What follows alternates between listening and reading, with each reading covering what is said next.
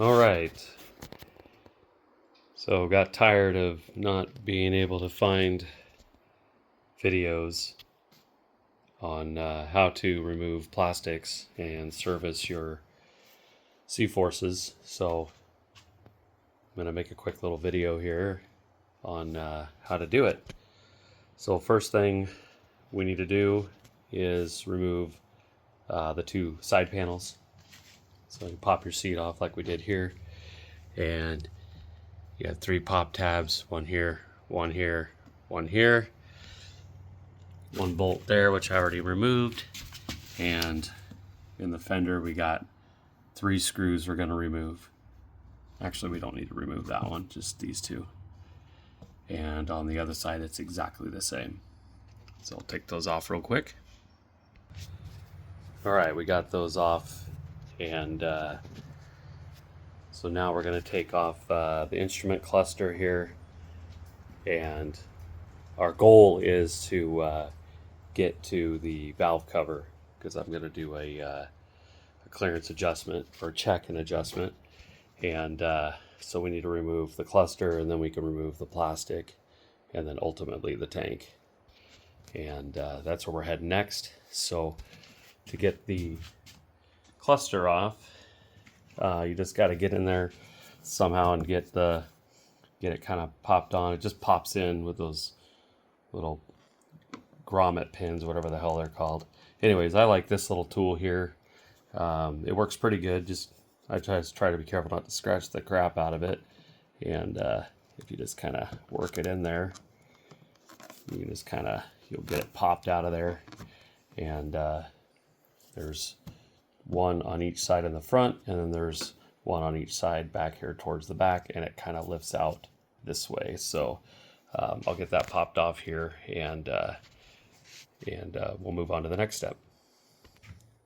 Actually, I jumped ahead of myself. We got to take the hood cover off here, which on my machine is a pain in the ass because I've got this box attached, and it makes it a little more difficult to take the rack off. So I can actually get this thing off without removing the rack. You just got to be careful. But basically you got to get both edges here started, lifted it up on each side, and then come down here. You can just kind of get in here and just kind of pop that out. It's just got the little grommet thing in there. Anyways, and then you lift it kind of up and slide it back towards the seat at the same time. It's a little tricky. You got three tabs, hook tabs down each side of the hood, so you want to be careful because you'll very likely break them, and I've broken a couple on both machines I have. So one machine's only got two left, but it is kind of a pain in the butt, not gonna lie. It's probably the trickiest part of all this. So I'll be right back after that, and I'll remove the cluster. All right, I got the hood off, and now we can work on the back side here of this and just kind of get it popped up here. It's a little tricky to do. Okay, so to take off the center plastic, we have 4 bolts. We have one here on each side and one on each side right here. And the biggest pain in the ass that you cannot find is on the hood. There is a fin that goes into the fender plastic. In the left fender there is a rivet right here, a plastic rivet, and then on the other side there's 2 rivets. This one is just a inner panel rivet, but this is the one that needs to come out that does the right side fin. So make sure you pop those out, otherwise you will not be able to get that plastic off, and you'll be scratching your head wondering what the hell is going on. You can see the little tab right there, and same thing on the other side. So those tabs kind of have an angle to them, so you got to kind of lift it up and pull it back at the same time, but once it pops free it just comes right off. whoops, I did forget. There's one push grommet right up in here. You gotta pop that one off. Okay, so if the hood was the hardest body panel, the hardest part of the remaining is the fuel tank. So 4 bolts hold it down, 2 on the seat side right there, and then there's 2 that are back in, like way back in there. You can kind of see it. It's hard to see it, but they're back in there. And I don't know, what the service manual says, because I'm too cheap to buy one, but I think that's what these holes are for. And you can run a 10 mil down in there, and you can get it. Getting it out of there, you'll want like a magnet tool or something to grab it, and get it out of there. I just let it fall into the engine or the machine, and then I find it. So I'll get those out of there, and then we'll pull the tank. All right, I got a flashlight in there. There, you can see it down in there. The one on the left side's almost straight down. This one's got a little bit of a outboard angle to it, so it's a little more difficult to get it lined up and the socket on it, but it's not too bad. So I'll pull that bolt out real quick. Okay, the trickiest part with all this is those bolts want to fall down. Where's it at? There it is right there. They want to fall back down in the hole, and if they fall down in the hole, you can't slide the tank backwards. So you can either, I don't know if you can see the bolt in there, but it's kind of crooked.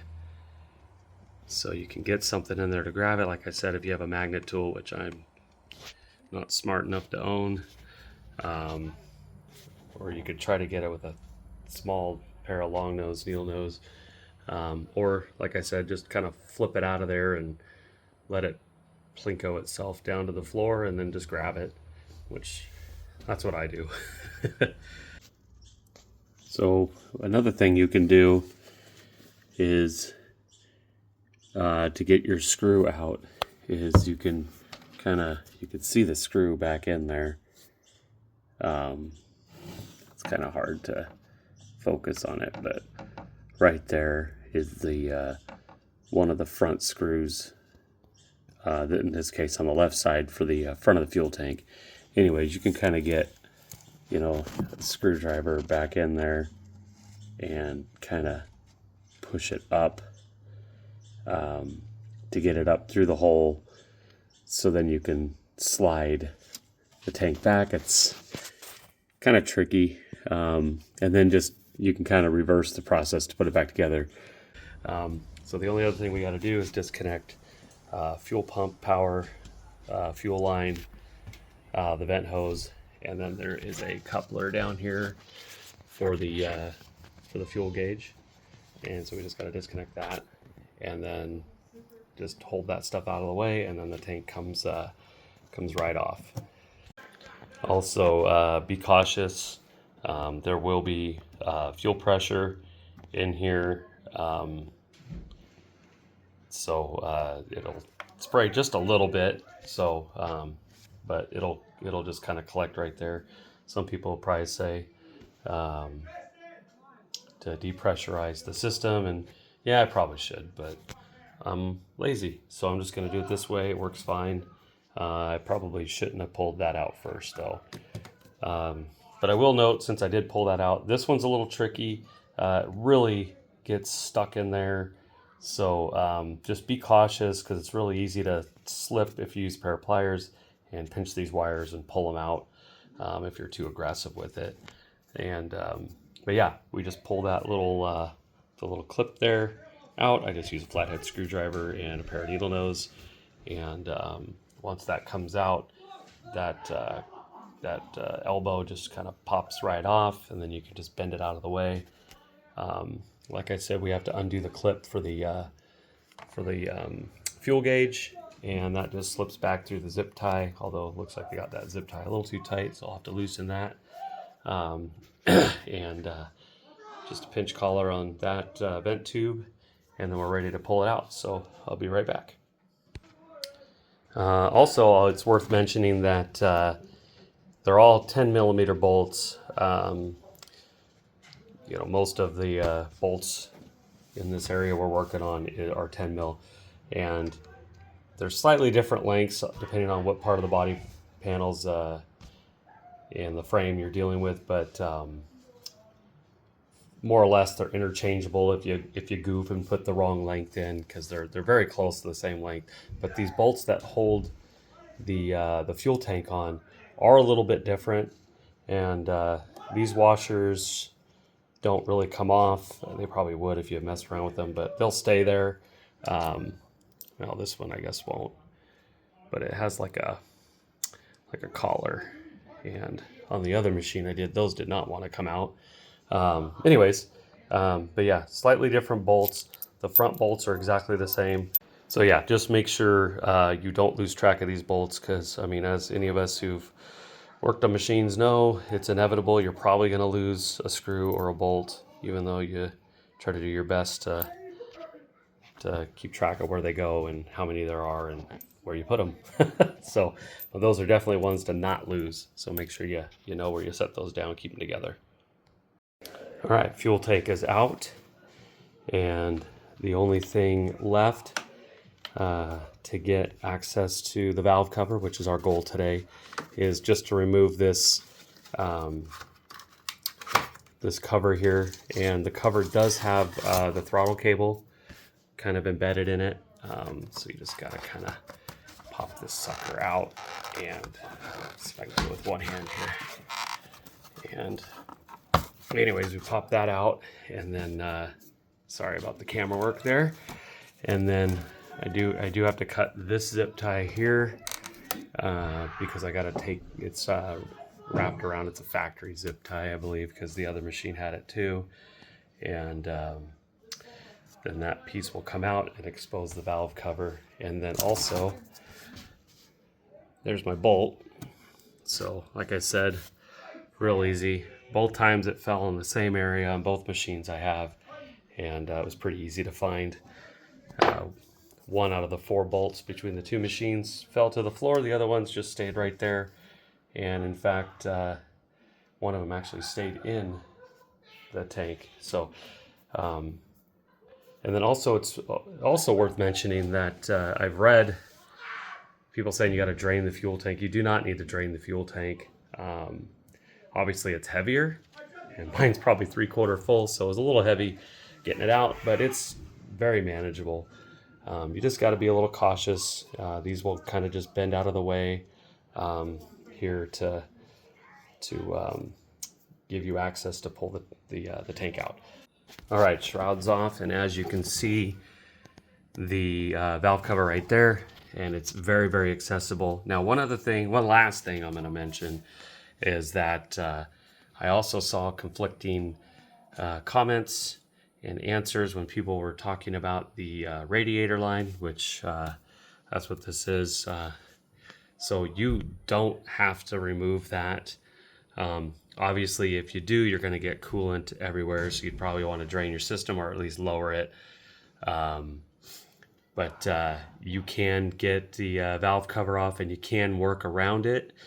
It's a little tricky getting that cover off, because you do have to kind of hold the line up a little bit to make a gap, and then you kind of lift the cover off, and then you can get it out of the way. But you don't have to.